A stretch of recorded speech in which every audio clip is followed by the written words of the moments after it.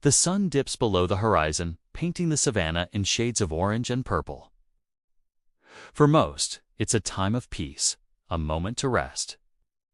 But for our ancestors, and for some tribes even today, this is when the world truly wakes up.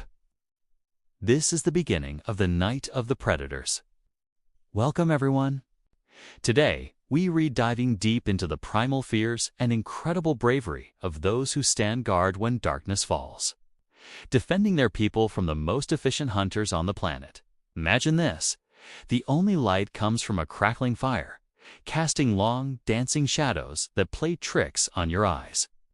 Every snap of a twig, every rustle in the tall grass sends a jolt of adrenaline through your veins. You're not alone out here. The night belongs to them. The low, guttural growl that vibrates through the ground isn't thunder. It's a lion, the king of this domain, and he's hunting. The eerie, whooping calls that sound like manic laughter belong to a pack of hyenas, relentlessly searching for their next meal. And the silent, ghostly figures that move like smoke at the edge of the firelight. A wolf pack, coordinated and cunning. For the Maasai warriors of Kenya and Tanzania, this isn't a hypothetical scenario. It's a rite of passage and a knightly duty. A young warrior's courage is often measured by his ability to protect the tribe's most valuable asset, their cattle. Losing even one cow to a lion or a leopard is a devastating blow.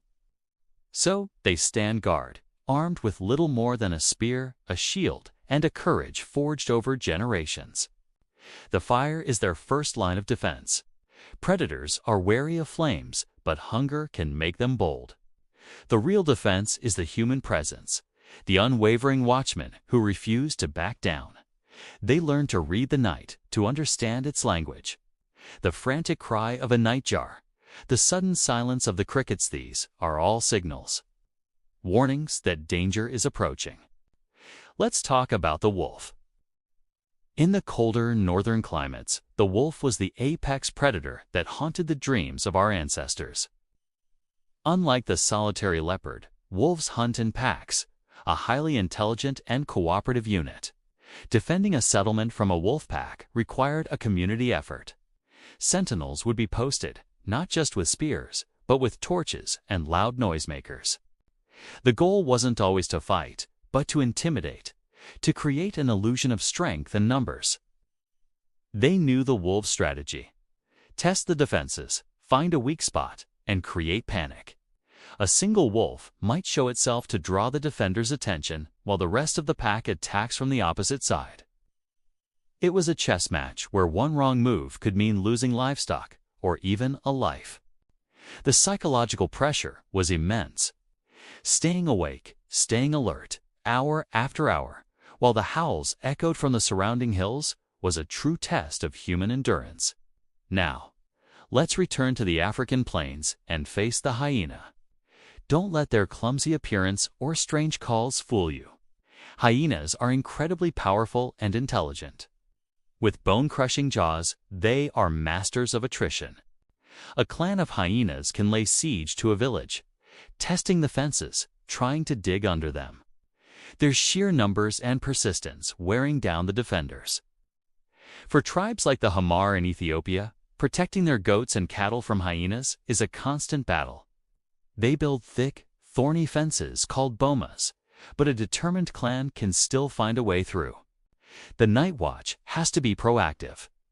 They patrol the perimeter, shouting, clapping, and banging on drums to keep the clan at bay.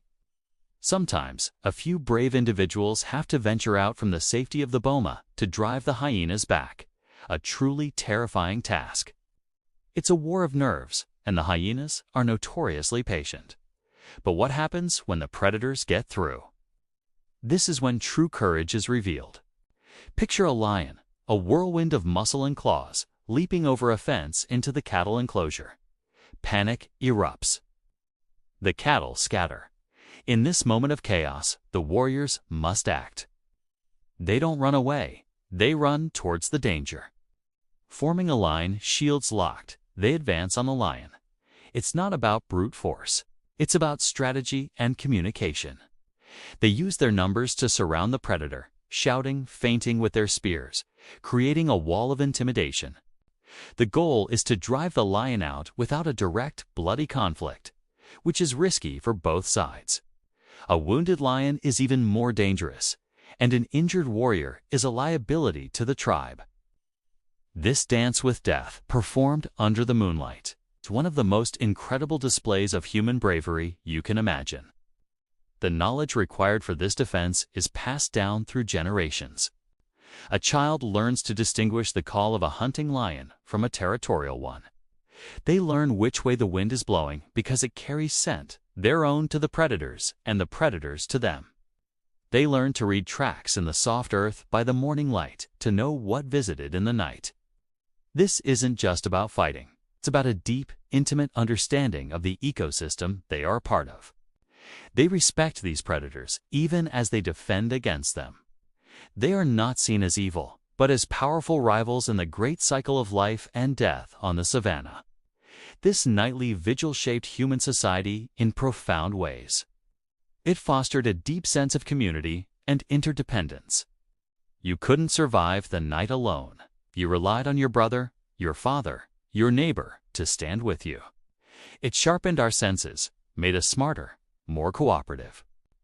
The need to keep the fire burning all night may have even influenced our social structures and storytelling.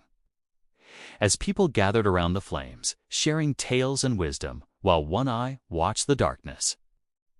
The predators that hunted us also helped forge the very qualities that make us human: courage, community, and ingenuity.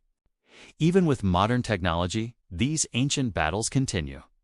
While some have fences and firearms, many traditional communities still rely on the old ways. And the predators are adapting too.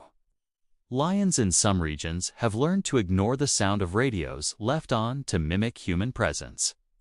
Hyenas have figured out how to unlatch complex gates. The evolutionary arms race between humans and predators is far from over. It's a stark reminder that beneath our modern lives, the primal instincts for survival and the courage to face the dark are still a fundamental part of the human spirit. The night still belongs to the predators, but humanity has always found a way to hold its ground, to keep the fire lit, and to make it through to the dawn. Thank you so much for joining me on this journey into the night of the predators. It's a powerful story of resilience and bravery. If you found this fascinating, please hit that like button and subscribe for more deep dives into our incredible world. Let me know in the comments which predator you think would be the most terrifying to face in the dark. Stay curious, and we'll see you in the next one.